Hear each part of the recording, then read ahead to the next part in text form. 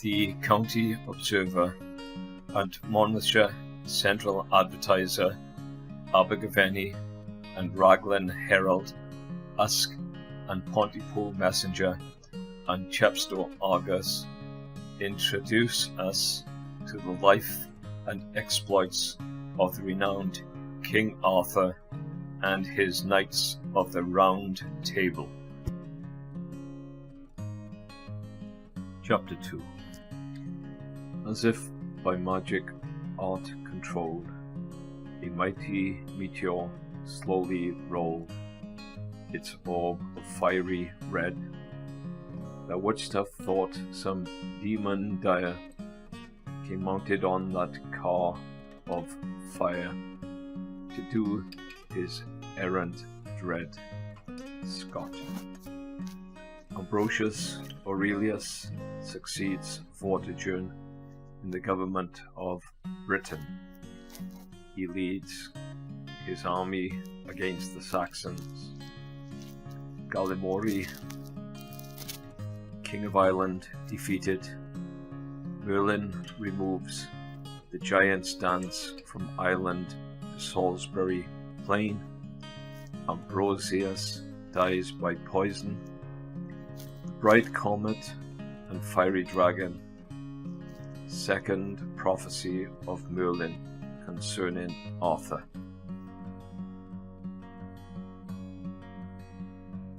Ambrosius now led his army against Hengist and the Saxons.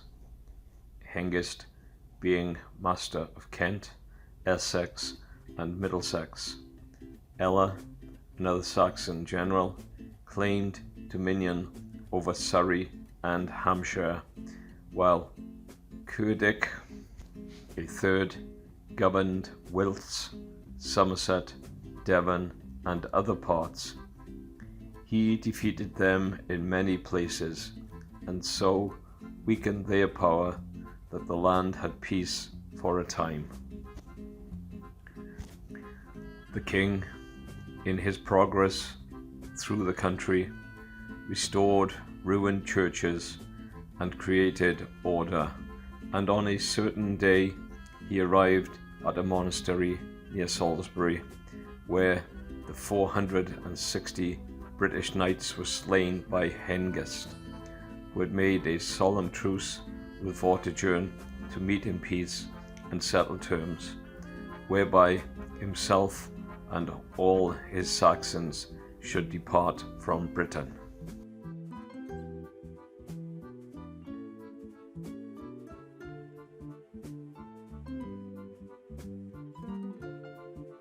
The sight of the place where the dead were laid moved Ambrosius to great sorrow, and his thoughts were bent in devising how to build a tomb worthy the noble martyrs who had died for their country. After consulting many artificers and craftsmen, he sent for Merlin by the advice of Tramor, the Archbishop of Caerleon, to ask him what to do. If you wish, said Merlin, to honour the burial place of these men with an everlasting monument, send for the giant's dance, a huge structure of stones which stands on Mount Killara in Ireland, and if they can be placed here as they are there, they will be a memorial forever. Ambrosius, when he heard this, laughed heartily and exclaimed, "How is it possible that such vast stones can be moved from such a distance?" "I pray thee, king," said Merlin, "forbear vain laughter.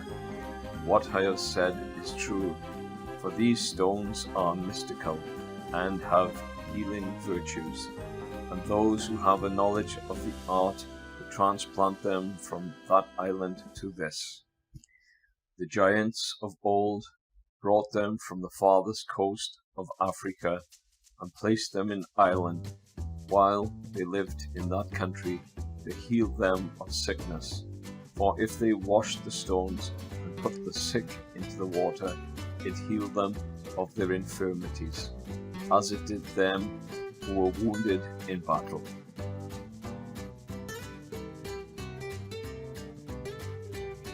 Ambrosius was resolved to send for these wonderful stones, and he sent his troops to Ireland to make war upon the people, in case they refused to let the stones be removed. So the Britons chose Uther, the king's brother, for their chief, and he led 15,000 men into Ireland, accompanied by Merlin, who was the wisest man of the age.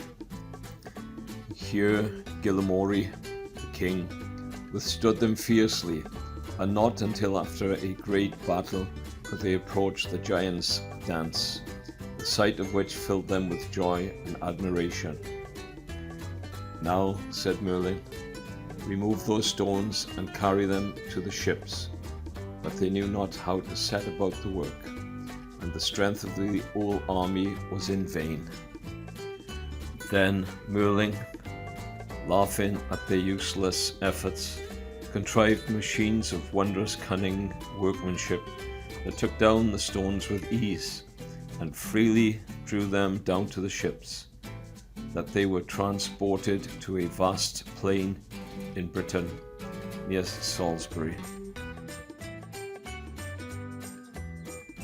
Then Ambrosius made the setting up of the giants' dance a great holiday, and causing himself to be crowned anew, kept for 4 days the feast of Pentecost with royal pomp, and distributed honourable offices which were vacant to those who were the most worthy of them, appointing Samson to the archbishopric of York, and Dubricius to that of Caerleon, and thus showed honour to Merlin, who raised up the stones and set them round the sepulchre of the knights, as they stood in the mountain of Ireland, and by whose skill the wonderful superiority of art to mere strength had been so wonderfully shown. This building of Gwaith Emrys, or the work of Emrys or Ambrosius, was a mighty achievement, and stands, as all men know, upon Salisbury Plain to this day, and is called Stonehenge.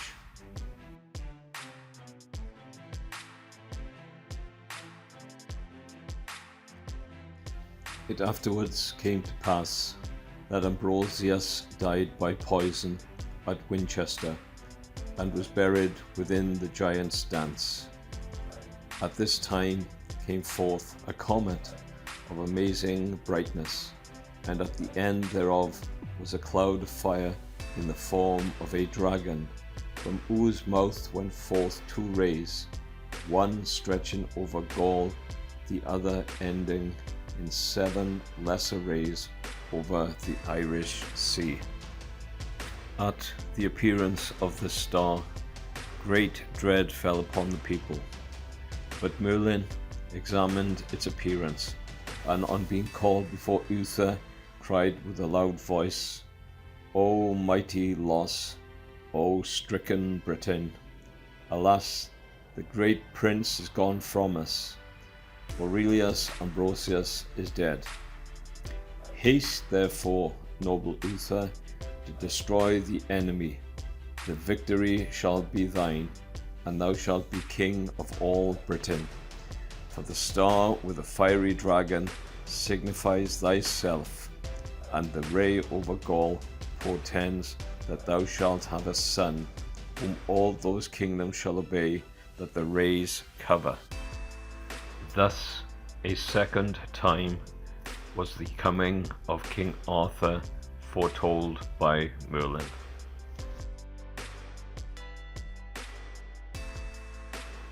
Chapter 3. Sound the alarum, the foe is come. I hear the tramp, the neigh, the drum, the cry and the blow of his daring drum. Huzzah! Sound, the blast of our trumpet blown, shall carry dismay into hearts of stone. What? Shall we wake at a foe unknown? Huzzah! Huzzah! Have we not sinews as strong as they? have we not hearts that ne'er give way? Have we not God on our side today? Huzzah! Barry, Cornwall. Uther Pendragon governs Britain. Octa the Saxon invades the country and is defeated by Uther. The great feast to the nobles. Uther's love for Idurna, the wife of Gorlais, Duke of Cornwall. Idurna placed by her husband in Tintagel Castle. Death of Gorlais, marriage of Uther with Igurna, the birth of Arthur, Arthur delivered into the hands of Merlin. Sir Ector becomes the foster father of Arthur. Death of Uther Pendragon. Arthur decreed to reign.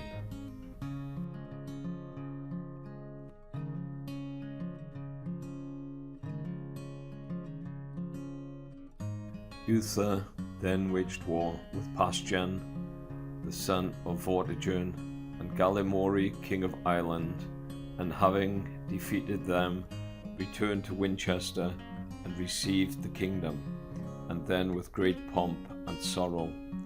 Ambrosius was interred within the circle of heroes, which had been raised to the memory of the chiefs who had fallen victims to the treason of Vortigern and Hengist. Uther, when he was made king, remembered the words of Merlin, and ordered 2 dragons to be made of gold in the likeness of the dragon he had seen in the star. One of these he gave to Winchester Cathedral, and at the other carried into all his walls before him, and from that time ever afterwards he was called Uther Pendragon, or Uther of the Dragon's Head.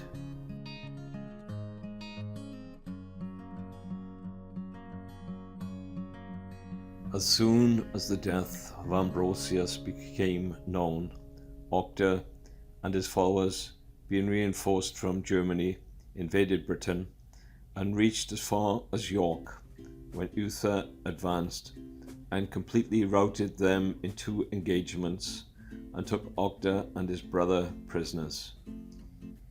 He thus extended his kingdom as far as Alcloyd, and reduced that part of the kingdom to the same order he had maintained in the southern parts. He passed through all the land, and even voyaged into the country of the Scots, and tamed the fierceness of that rebel people, and then he came to London, and there dispensed justice. At Eastertide, a great banquet and high feast was ordered by the king, and there came among many other nobles with their wives and daughters, Gorlais, Duke of Tintagel in Cornwall, and his wife Idurna, who was the most famous beauty in all Britain.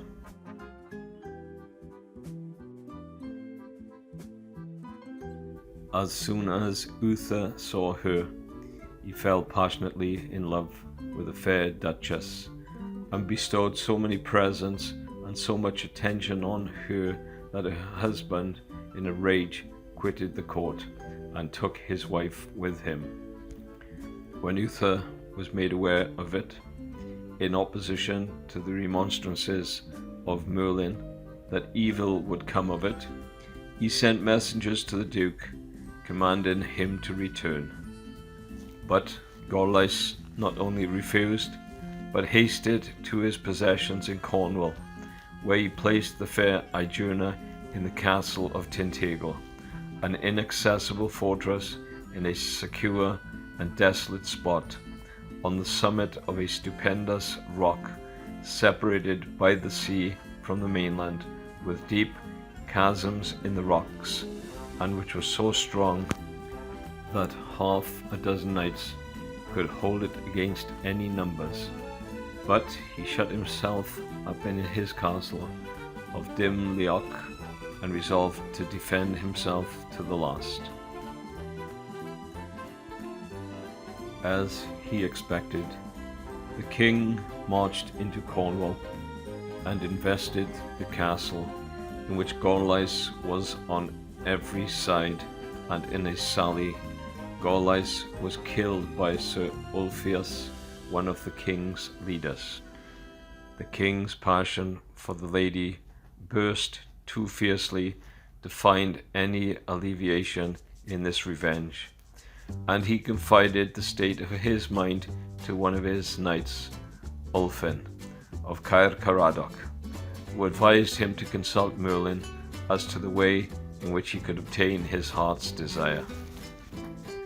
Merlin promised his aid on one condition, namely that the king should give him up the first son born unto him, for Merlin by his arts foreknew that this firstborn should be the long wished for King Arthur. Then Merlin by his art put upon Uther the likeness of Gorlice, transformed Ulfin into the likeness of Jordan of Tintagel, and took upon himself the appearance of Brithail, two trusty servants of Gorlice, and thus obtained entrance into the fortress where Aegurna was. Uther confessed his wickedness to Aegurna, and Merlin, by enchantment, wrought it so that she, though a virtuous and constant lady, fell in love with the king, and they were married and lived together in great affection, and there was born unto them, besides Arthur, a daughter. On a certain day, Merlin came to the castle and said to the king, "Sir, thou must now provide for thy child." And the king said, "Be it as thou wilt." Then Merlin replied, "I know a lord of thine in this land, who is a man both true and faithful. Let him have care of the child. His name is Sir Ector, and he hath fair possessions both in England and Wales. Let therefore the child be delivered to me unchristened at the postern gate of the city, and I will give him into this good knight's charge." So the king commanded 2 knights and 2 ladies to take the child, and they bound it in rich cloth of gold, and delivered it into the hands of Merlin, who had taken the guise of a poor man, at the postern gate, who took it to a priest and had it baptized in the name of Arthur. Merlin then took the child to Sir Ector's house, and he was nourished at Sir Ector's own wife's breasts, and remained in Sir Ector's care for many years, no man knowing where he was save Merlin and the king. After this, Uther fell sick and had a lingering distemper, and those who had charge of Octa and his brother suffered them to escape. So they went to Germany, and, raising an army, returned to Britain, and began to ravage the country, and laid it waste with fire and sword. Leo, son of Kinvarch, and Lot, who had married Uther's daughter, could not overcome the Saxon heathens, because the British nobles were mutinous. Therefore Uther fell into a great rage, and commanded his nobles to come before him, that he might upbraid them for their conduct. When he had sharply rebuked them, he swore that he himself, although nigh unto death, would lead them forth against the enemy, and causing a litter to be made, in which he might be carried, for he was too faint and weak to ride, he went up with his whole army swiftly against the Saxons to Verulam. When the enemy heard that Uther was coming in a horse litter, they disdained to fight with him, saying it would be a shame for brave men to fight with one that was half dead. So they returned into their city, and, as it were in scorn, left the gates open. Then Uther, without loss of time, commanded his army to assault the town, and had already reached the gates when the Saxons, repenting too late of their haughtiness, rushed forth to the defence. The battle raged till night, and was begun again at daybreak. At last the Saxon leaders Octa and Eosa were slain, and their men turned their backs and fled, leaving the Britons victorious. At this the king felt great joy, and said, "They called me a half-dead king, and so indeed I was. But victory to me half-dead is better than defeat and the best of health. For to die with honour is far better than to live disgraced." The Saxons, although defeated, soon renewed the war, and left nothing undone to destroy the land, and at last descended to the vile treachery, poisoning the water of a well near Verulam, of which the king always drank, and so he died, and many others with him. His knights and barons, full of grief, now took counsel together, and came to Merlin to know from him the king's will.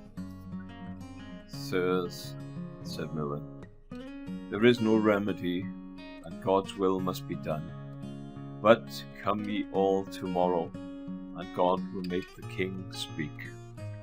So, on the morrow, the knights assembled around the king, and Merlin said aloud, "Uther Pendragon, king of Britain, shall thy son Arthur be king of all this realm?" Then Uther turned himself about and said in the hearing of them all, "I give him God's blessing and my own, and I bid him pray for my soul, and I desire that he claims my crown or forfeit all my blessing." Then the bishops and clergy and great multitudes of people bewailed their loss. Then they carried him to the giant's dance, and buried him within the circle of heroes by the side of his brother.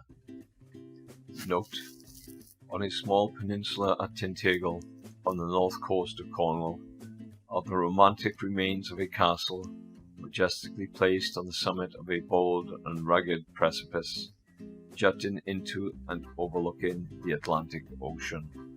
This is the spot that tradition and Tennyson have assigned as the birthplace and residence of the king of chivalry and romance, whose heroic and generous deeds will be the theme of song to the end of time.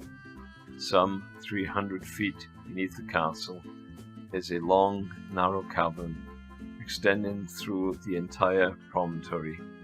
Here at high tide, the restless sea dashes its surges through with unearthly noise, doing its utmost to destroy and carry away the soft foundation rock of the royal fortress above. The formation of this cavern has given rise to much speculation among geologists. It would appear that a lode of argentiferous mineral passes through it, as along the roof may be seen a thin layer of malachite, spots of silver ore, the light. It was hence no doubt that in bygone times the mineral was derived from which were coined King Arthur's silver crowns in the royal mint overhead.